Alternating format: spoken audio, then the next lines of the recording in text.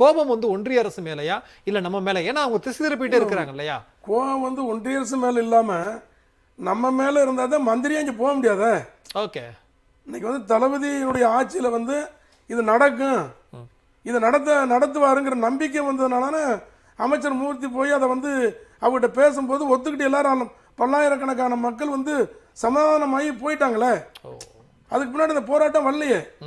அப்போ அதுக்கு காரணம் வந்து நம்மளுடைய முதலமைச்சர் வந்து நிச்சயமா செய்வார். அதை மூர்த்தி நம்மளுடைய வாக்குறுதி கொடுத்துருக்காரு.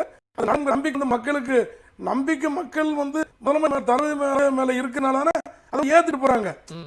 இப்ப இவங்க செய்ய மாட்டாங்க, எதை வந்து சொல்றாங்க. தேர்தலில் பல்லாயிரக்கணக்கான பேர் இருக்கிற மக்கள் வந்து ஒரு அமைச்சர் போய் பேசும்போது அவங்க ஏத்துக்கிறாட்டா அவங்க விடுவாங்களா? கேர பண்ணுவாங்களா? அது நடக்கல இல்ல. அப்ப எல்லா மக்களும் அன்னைக்கு வந்து கிராம சபை கூட்டத்திலேயே அமைச்சர் போய் பேசுறதுக்கு ஒத்துக்கிட்டு கழிச்சிட்டாங்க. அன்னைக்கு வந்து ஆர்ப்பாட்டத்திலேயே ஒரு பல்லாயிரக்கணக்கான மக்கள், கொஞ்சம் பேர் இல்ல, ஆயிரக்கணக்கான பேர் கிட்டத்தட்ட 18 கிராமத்தில் கிட்டத்தட்ட 5000 மக்கள் இருக்கு. அந்த 5000 மக்களும் வந்து சேர்ந்து இவர் முதலமைச்சருடைய சொல்லுக்கு வாக்குறுதிக்கு நம்பித்தானே போறாங்க.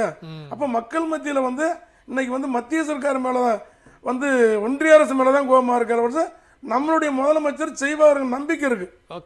மக்கள் மத்தியில நம்பிக்கை இல்லாட்டா நம்ம எதிர்ப்பாங்க. அங்க போகவே முடியாது. எப்படி 5000 பேர் நிக்கிற இடத்துல நம்ம ஒரு அமைச்சர் போய் நம்ம பேசினா அவங்க முடியாது. சரி, முதலமைச்சர் நம்மளுக்கு செய்வாரு, நம்மளுக்கான முதலமைச்சர், மக்களுக்கான முதலமைச்சருங்கிற நம்பி தானே நம்மளுக்கு வந்து அவங்களுக்கு அதிமுக எம்எல்ஏ அவரு. இவர் மந்திரி போய் பேசும்போது அவரு அவங்க எதிர்ப்பு தெரிவிக்கலாம? யாரும் எதிர்ப்பு தெரிவிக்கல. ஒட்டுமொத்த மக்களும் இவர் சொல்றது அப்படியே கேட்டு கிளஞ்சு போனாங்க.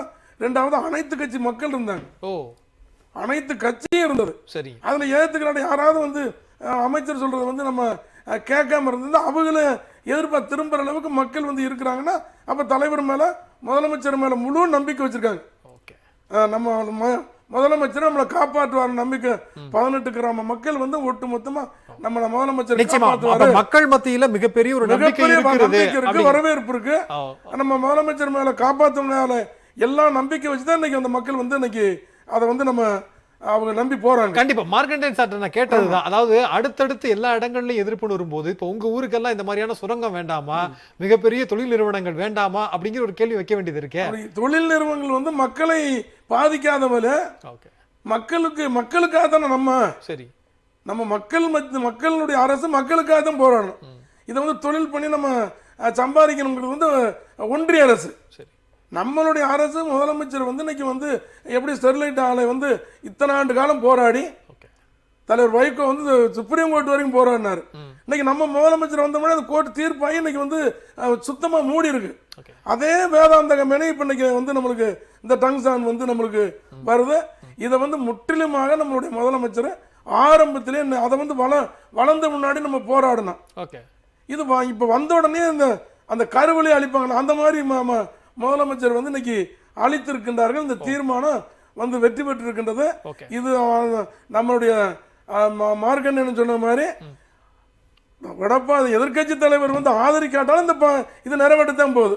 நிச்சயமா. ஆமா, இருந்தாலும் அனைத்து மக்களும் வந்து ஒற்றுமையாக இதை இருக்கிறாங்க கொண்டு வர்றதுக்காக நம்மளுடைய முதலமைச்சர் அவ்வளவு நேரம் பேசி அதுக்கு கூட வந்து அத கூட ஒரு மனசு வந்து இல்ல.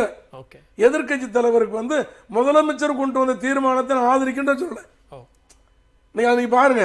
அதை வந்து நம்ம நீர்வளத்துறை அமைச்சர் கொண்டு வந்ததை நான் ஆதரிக்கிறேன். அவ்வளவு நேரம் முதலமைச்சர் விவாதம் பண்ணாரு, சொன்னாரு. இதை நீங்க வந்து ஆதரிக்கலாம் எதுக்கலான்னு கேட்டாரு. ஆனா சொல்லும் போது நீர்வளத்துறை அமைச்சர் இந்த திட்டத்தை டாங்சான் கொண்டு வந்ததை நான் ஆதரிக்கிறேன்னு சொன்னார். சொல்ல வச்சாரு முதலமைச்சர். ரைட், நிச்சயமா. அப்ப எல்லாரையும் அரவணைத்து போகிற போக்கு அப்படிங்கிறது முதலமைச்சர் கிட்ட இருக்கு. அப்படிங்கிறது தான் எந்த திட்டத்தை எதிர்க்கணும் எல்லாத்தையும் கண்மூடித்தனமா எதிர்க்கல, மக்களுக்கு எது பாதிப்போ அதை நாங்கள் எதிர்க்கிறோம் அப்படின்னு நீங்க சொல்றீங்க. சின்ன பிரேக் பிறகு வரேன்.